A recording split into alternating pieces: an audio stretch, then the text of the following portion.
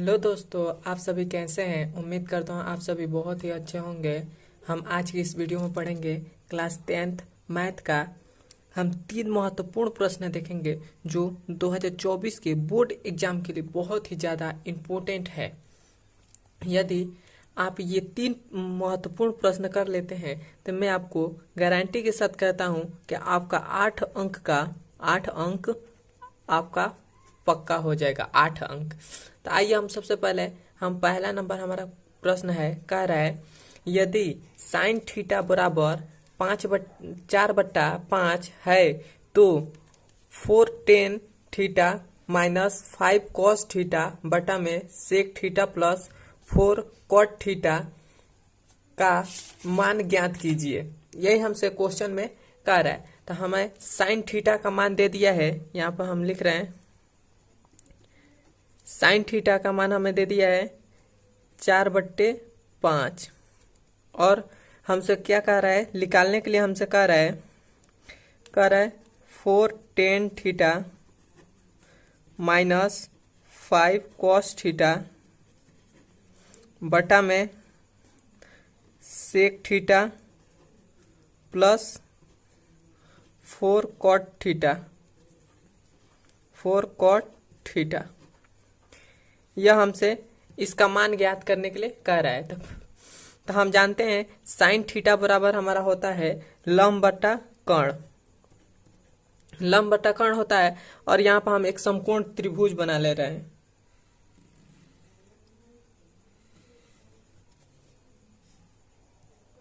ये हमारा ए है, ये बी है, ये सी है। यह हमारा होता है लंब होता है, यह हमारा आधार होता है, यह हमारा कर्ण होता है। और हमें साइन थीटा में लंब का मान दे दिया है 4 और कर्ण का मान दे दिया है 5।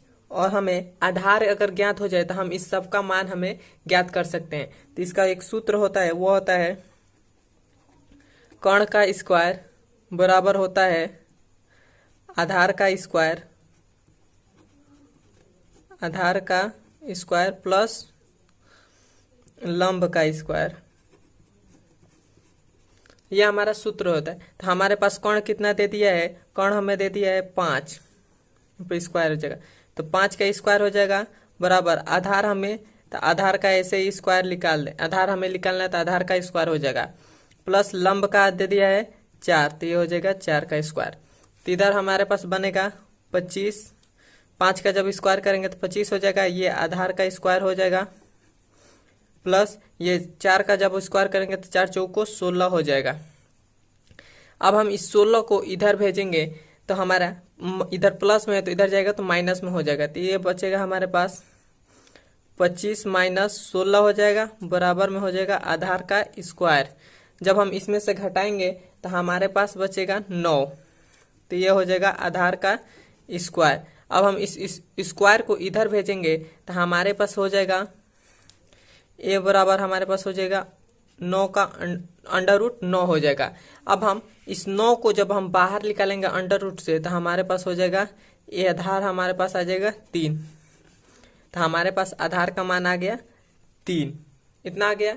अब हम यहाँ से कॉस का मान निकाल लेते हैं। तो हमारे पास कॉस क्या होता है, कॉस थीटा बराबर हमारे पास होता है आधार बट्टे कर्ण होता है। तो यहाँ पर हम लिख रहे हैं क्या क्या मान निकालना है। पहले कॉस का निकालेंगे, कॉस थीटा, उसके बाद टेन थीटा का निकालेंगे, टेन थीटा, उसके बाद सेक थीटा, उसके बाद कॉट थीटा। तो हमारे पास कॉस थीटा बराबर हमारे पास होता है आधार बट्टे कर्ण। तो आधार हमारा कितना है 3, तो ये हो जाएगा 3। कर्ण कितना है 5, तो ये हो जाएगा 5। इतना हो गया। अब हमारा टेन थीटा बराबर होता है लंब बट्टा आधार। तो लंब हमारा कितना है 4 और आधार कितना है 3 हो जाएगा। अब हमारे पास सेक थीटा बराबर हमारे पास होता है कर्ण बट्टा आधार। सेक थीटा बराबर हमारे पास होता है कर्ण बट्टा आधार। तो कर्ण हमारा 5 है और आधार कितना है 3 हो जाएगा। अब हमारे पास कॉट थीटा बराबर होता है आधार बट्टा लंब, तो आधार हमारे पास कितना है 3 और लंब कितना है 4। तो ये देखिए यहाँ से हमारा इन चारों का मान हमें ज्ञात हो गया। अब इस चारों का मान इस समीकरण इसमें हम रख देंगे तो हमारा आंसर मिल जाएगा। तो हम यहाँ पर रखते हैं, यहाँ पर है 4, टेन थीटा का मान कितना दे दिया है, तो यह हो जाएगा 4/3। टेन थीटा का मान 4/3 दे दिया है। उसके बाद है -5 कॉस थीटा, तो कॉस थीटा का मान हमें दे दिया है, तो यह हो जाएगा गुणे कॉस थीटा का मान हमें दे दिया है 3/5, इतना दे दी।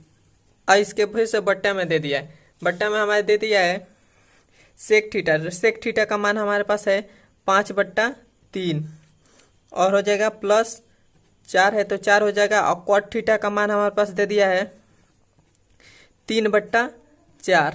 अब यहाँ पर देखिए ये हमारा 5 से 5 कट गया और इधर देखिए 4 से 4 कट गया, इतना हो गया। तो अब हम इसके आगे हल करेंगे तो ये हमारा हो जाएगा 4 चौको 16/3 हो जाएगा और इधर हो जाएगा -3, इधर बस -3 बचा है और इधर हमारे पास हो जाएगा 5/3 प्लस में बचेगा 3। तब हम इसका एलसीएम ले लेंगे, इसका भी एलसीएम लेंगे तो हमारे पास होगा 3 हमारे पास एलसीएम हो जाएगा।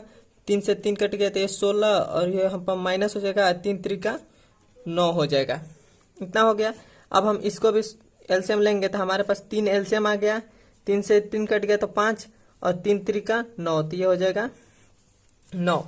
अब यहाँ पर देखिए अब हम इस 16 में से जब 9 को हम घटाएंगे तो हमारे पास बचेगा 7, तो यहाँ पर लिख रहे हैं तो 7/3 हो जाएगा और नीचे हो जाएगा। और इसको 9 और 5 जोड़ेंगे तो 14 हो जाएगा और बट्टा में 3 है तो 3 हो जाएगा। यहाँ से देखिए यहाँ पर 3 से 3 कट गया और 7 तिकने 7 और 7 दूना 14, तो हमारे पास क्या आ गया 1/2।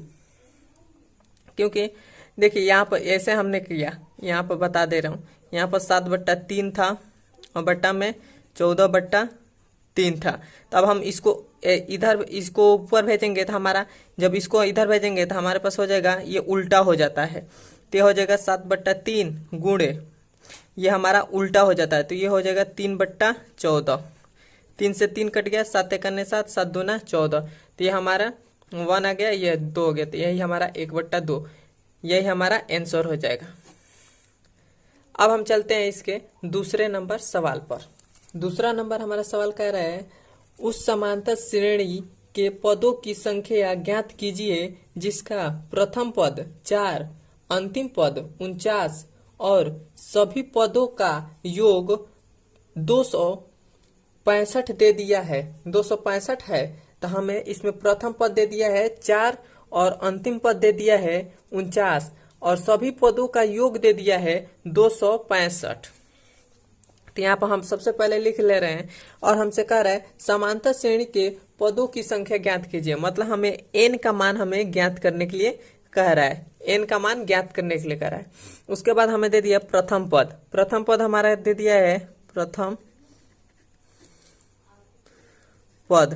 प्रथम पद को हम a से डिनोट करते हैं तो हमारा प्रथम पद कितना दे दिया गया है 4 और हमारा अंतिम पद दे दिया है अंतिम पद, यहाँ पे लिख रहे हैं अंतिम पद।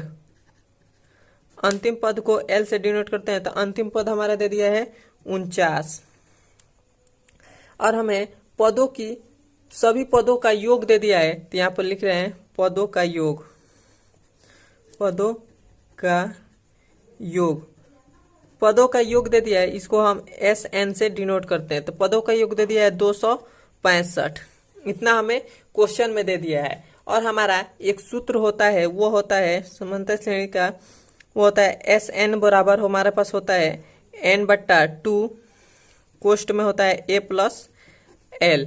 अब हमारा SN का मान दे दिया है, उसके बाद है a का भी मान दे दिया है और l का भी मान दे दिया है, तो हम इसमें मान रखकर हम n का मान हमें ज्ञात करना है, तो n का मान हम ज्ञात कर लेंगे। तो हमें SN का कितना मान दे दिया है 265 265 दे दिया है और n का मान हमें नहीं दिया है तो n हो जाएगा, ये 2 हो गया।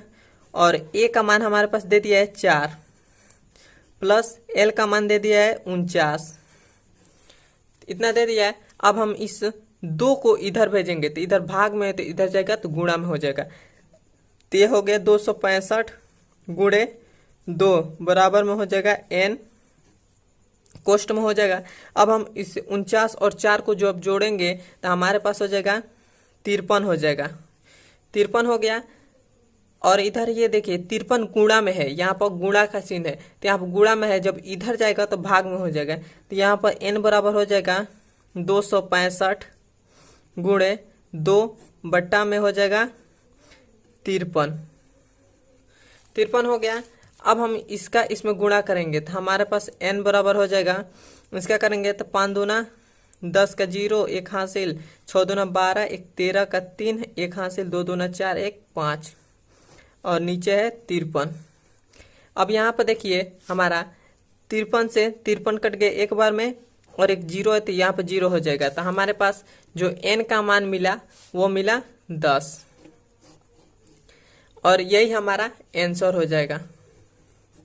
यहाँ पर लिख देंगे समांतर श्रेणी के पदों की संख्या, यहाँ पर लिख रहे हैं समांतर श्रेणी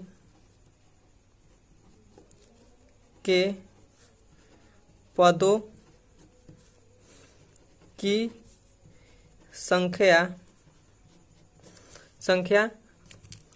n बराबर 10, यही हमारा आंसर हो जाएगा।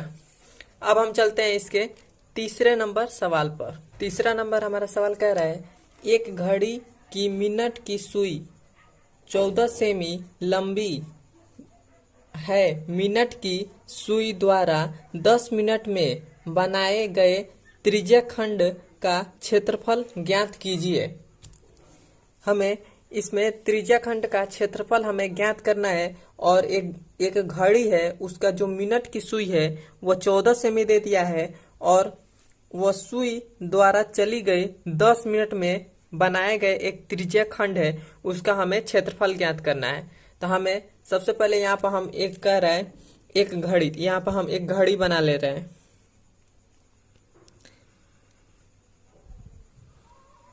यह हमारा एक घड़ी का गोल एकदम घड़ी होता है तो ये गोल हो गया। उसका जो मिनट का सुई है, ये मिनट का सुई है, ये मिनट का सुई है, वह 14 सेमी है तो यह हमारा 14 सेमी है।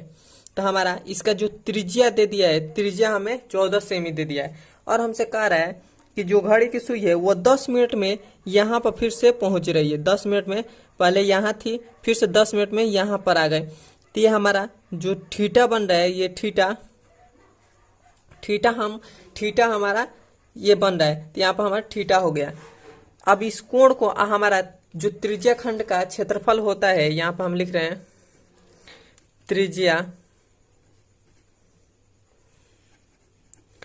त्रिज्याखंड का क्षेत्रफल,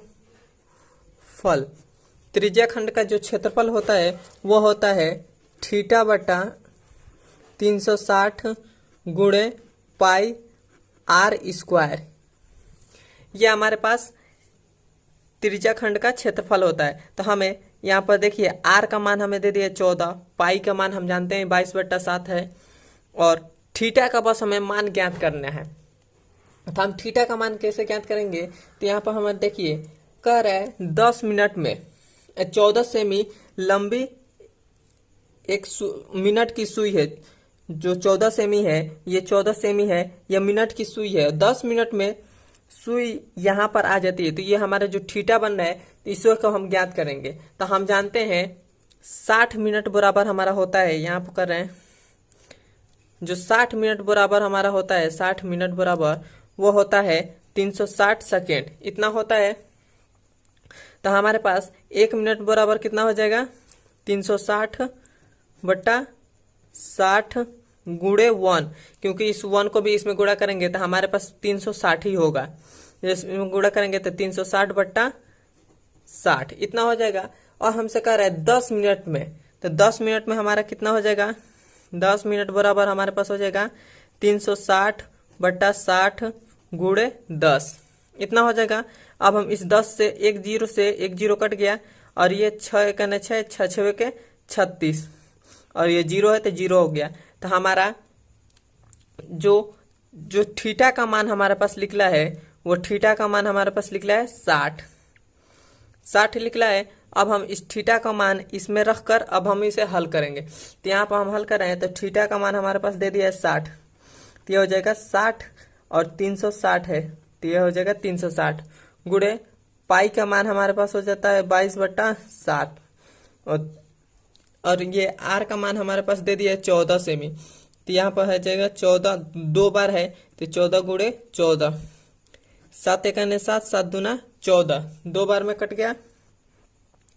और यहाँ पर देखिए एक जीरो से एक जीरो कट गया, 6 कने 6, 6 6 के 36, अब यहाँ पर 2 कने 2 और 2 तिया 6, तो हमारे पास कितना बचा, ये बचा 1/3 गुणे, यहाँ पर बचा 22 गुणे 14, इतना बचा।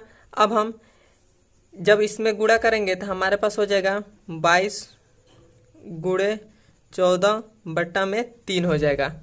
अब हम इस 14 का इसमें जब गुणा करेंगे तो हमारे पास हो जाएगा 308/3 सेमी स्क्वायर, यही हमारा आंसर हो जाएगा। तो हमारे पास जो त्रिज्या खंड का क्षेत्रफल ज्ञात हुआ वो हो गया, त्रिज्या खंड का क्षेत्रफल है 308/3, यही त्रिज्या खंड का हमारा क्षेत्रफल हो गया, और यही हमसे क्वेश्चन में पूछा था, यही हमारा आंसर हो जाएगा।